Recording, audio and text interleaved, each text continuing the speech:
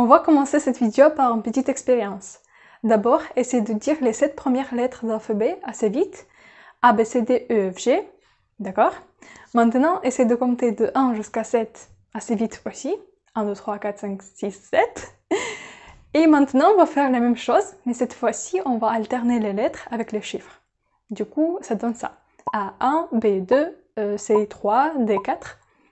Et on voit que quand on commence à alterner les lettres avec les chiffres, ça devient plus compliqué. Et c'est exactement la même chose qui se passe avec la productivité quand on va sauter d'une tâche à une autre. Du coup, pour augmenter la productivité et pour pouvoir faire tout ce qu'on avait de prévu, il faut jouer sur l'attention. Il faut pouvoir la contrôler. Bonjour tout le monde, je suis Arina et bienvenue sur ma chaîne. La chose qu'on a vue tout à l'heure, l'effet qu'on a vu au début de cette vidéo, c'est qu'on essayait d'alterner les lettres avec les chiffres, s'appelle the switch cost effect. C'est le coût en énergie qu'on va payer à chaque fois quand on va alterner les tâches et on va essayer de passer d'une tâche à l'autre. Et à chaque fois, on va devoir se reconcentrer sur une nouvelle tâche. En vrai, ça ressemble à l'utilisation de plusieurs applications lourdes, disons 2 applications qui demandent pas mal de ressources sur ton ordinateur. Disons que tu travailles en Photoshop, tu fais la rédaction des photos et que tu veux jouer à un jeu, du coup tu fermes Photoshop et tu ouvres le jeu. Après, tu as arrêté de jouer, tu fermes le jeu, tu passes en Photoshop.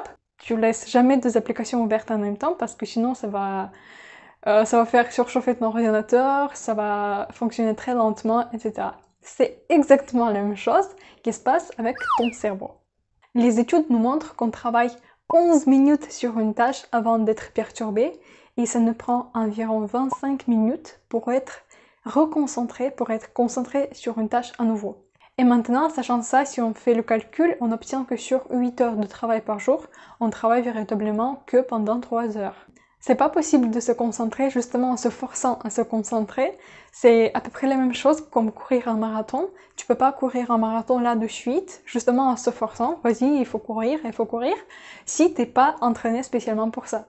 Mais pour améliorer ta concentration, on va pouvoir faire 2 choses. La première chose, c'est comme dans le cas avec le marathon, on peut s'entraîner. Oui, on peut entraîner l'attention. Ça s'entraîne à peu près comme le muscle, plus ou moins. Et deuxième chose, c'est de jouer sur l'environnement. Tout d'abord, je vais parler de l'environnement, c'est la deuxième partie, parce que c'est la partie la plus facile parmi ces 2 parties. Et après, on va passer et on va voir tout ce qui concerne l'entraînement. En ce qui concerne l'environnement, c'est une énorme source de distraction. Et du coup, ici, on va essayer d'éliminer au maximum toutes les distractions possibles. Par exemple, bon, déjà, ça dépend entièrement de ta situation. Par exemple, tu travailles et peut-être ici, tu vas inventer quelques règles avec tes collègues et tu vas dire que de telle heure à telle heure, je suis occupée, il faut pas me déranger. Mais par contre, à partir de telle heure, je vais répondre avec plaisir à vos questions, à vos mails, etc. La même chose si tu travailles depuis chez toi, si tu es en télétravail, tu peux faire la même chose avec tes proches. Tu dis que par exemple, de 9h jusqu'à 13h, je travaille. Posez pas de questions, mais par contre, après, je suis à votre disposition, par exemple. Et après aussi, on peut établir quelques règles d'utilisation de ton téléphone, de certaines applications, de ton ordinateur, ou désactiver les notifications. Et peut-être tu vas te dire que, mais finalement, c'est pas grave si je passe 10 secondes sur un message, si je passe un peu de temps pour lire un message que je reçois, mais c'est pas tellement 10 secondes de lecture de message qui compte, c'est le switch cost effect, c'est, on se rappelle, 25 minutes que tu vas prendre après pour te concentrer sur une tâche que tu fais déjà.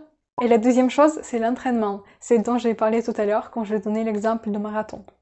Du coup, l'attention, ça s'entraîne exactement de la même façon, bon, à peu près comme le muscle, on peut entraîner l'attention et améliorer l'attention en fait.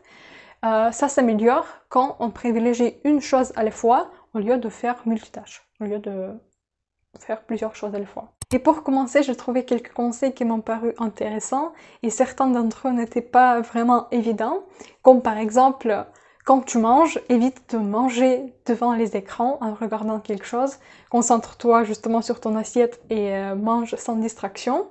Après, c'est de se focaliser sur la chose concrète. Par exemple, tu es en cours et du coup, tu vas essayer de vraiment t'immerger dans le cours et essayer de comprendre les explications de prof au lieu d'être distrait par les notifications ou parler avec les potes, etc.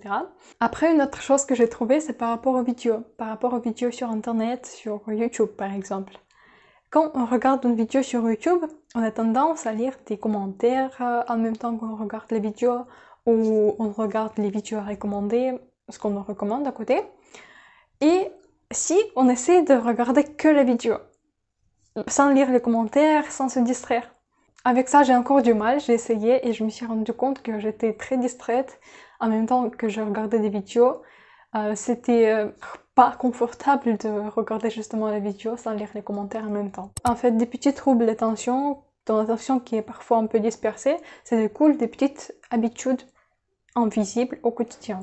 Et après aussi, pour améliorer ton attention et la concentration, on peut choisir la technique de travail, telle que la technique Pomodoro. C'est la technique dont je parlais dans ma vidéo précédente.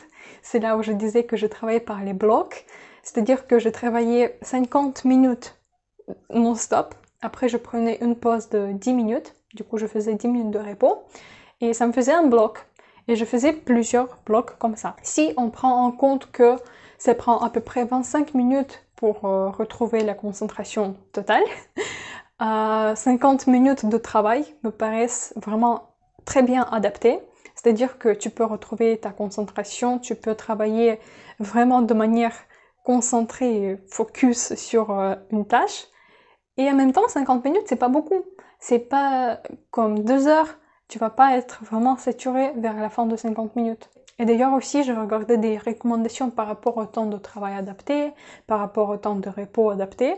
Et finalement, j'ai trouvé que c'est pas recommandé de travailler plus que 90 minutes.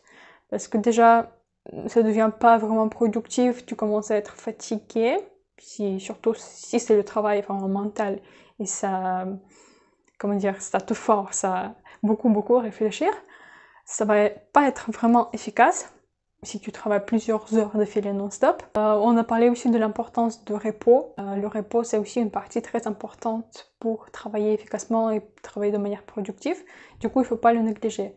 Au moins, il faut faire une pause tous les 90 minutes. Du coup, finalement, en sachant que ce phénomène de the switch cost effect, ça existe, que on a ce coût d'énergie qu'on va payer à chaque fois qu'on va basculer d'une tâche à l'autre, ça va permettre de changer beaucoup de choses. Ça va permettre d'éliminer des distractions et donc être plus productif au travail. J'espère que cette petite vidéo vous a plu, j'espère que vous avez appris quelque chose de nouveau.